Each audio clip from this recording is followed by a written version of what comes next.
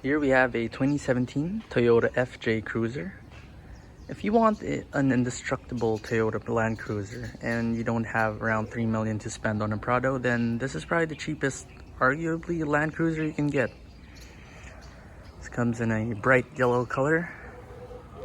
You'll see here you got lights here going around. Got a spare tire at the back.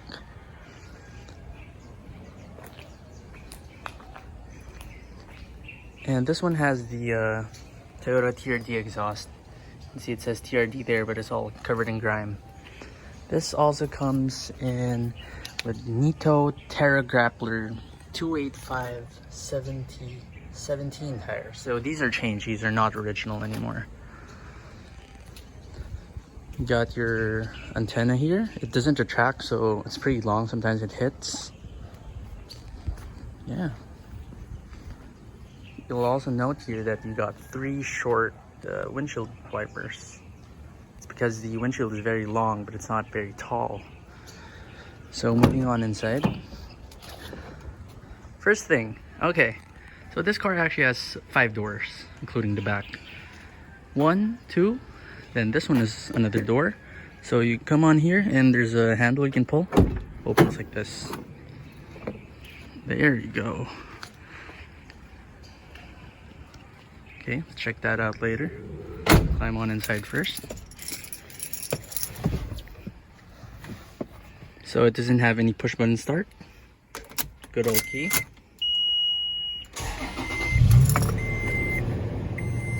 This car has 42,848 kilometers. Turn on the AC. Now you'll see that these knobs right here, they are pretty big.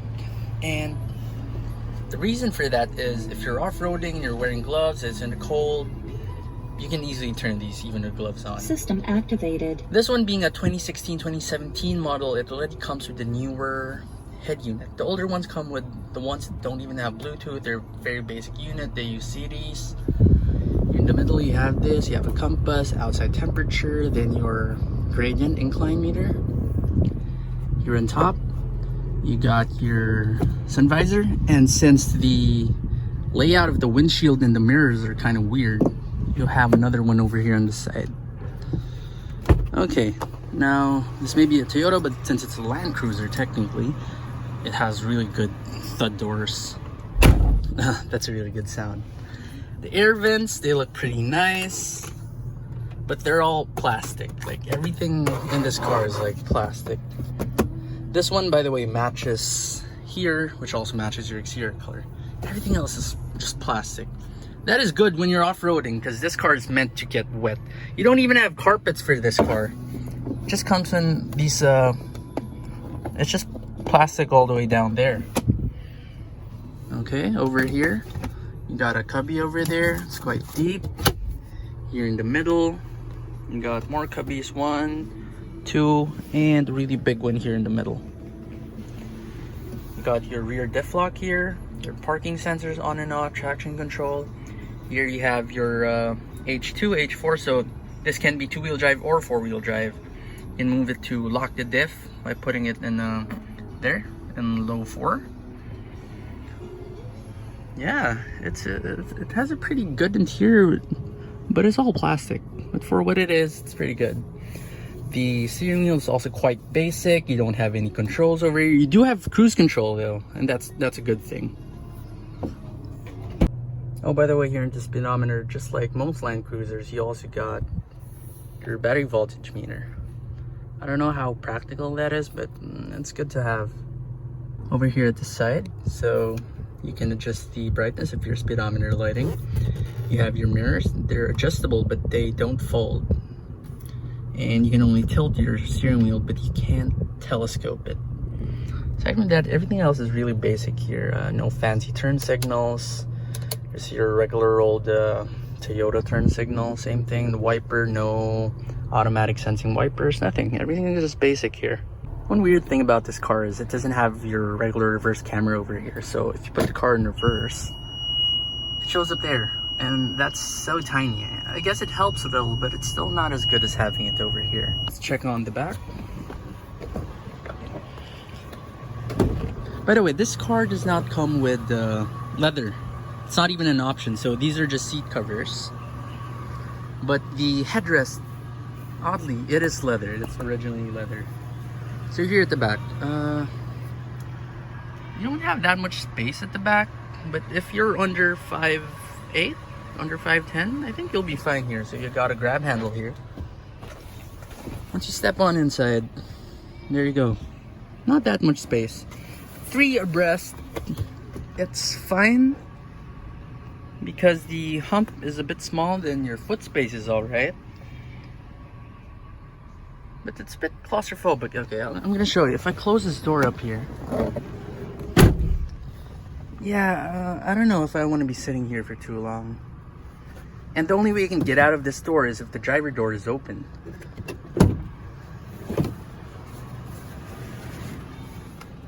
So here at the back, for short journeys, I think it's fine, but longer journeys, not so much. Nice dashboard. So here at the front, it really has the old J40 original Land Cruiser look. So you got this retro Toyota logo. You don't have the guy with a hat logo. You got the round retro style headlamps. And over here, let's open the engine. It has struts too, so you don't have the manual stick. We got an original TRD intake. And here you have your 239 horsepower 1GR FE Toyota engine. Same engine as the Prado.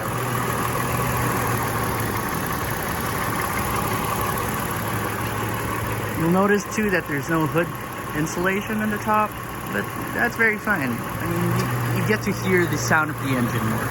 And it's a good sounding engine.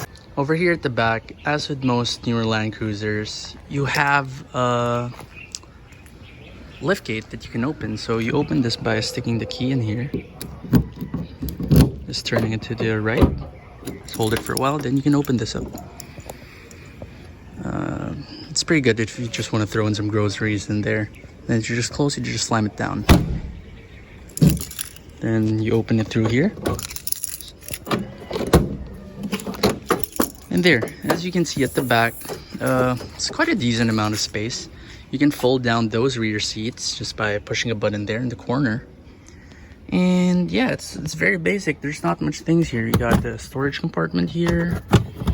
And in some models, I think in Australia, they come with a subwoofer standard there. But here in the Philippines, you don't get that. Over here, you can also lock this. That way this one won't move and won't slam onto you. And let's unlock again. And so yeah, that's the FJ Cruiser. It's a nice fun car to drive. So driving the FJ, it's okay to drive. If you want to drive it on a daily basis, you can do that. But the problem with this car is, number one, is the visibility. You have this huge A pillars. Your B pillars are almost non-existent. Can't see anything out of it. Your C pillars, same thing.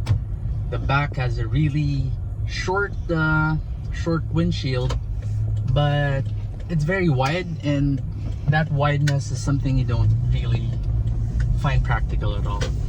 Next gripe about this car would be the turning radius. So if you're in town, then you gotta make U-turns a lot. It's really hard. You gotta make a lot of 3-point turns just for that.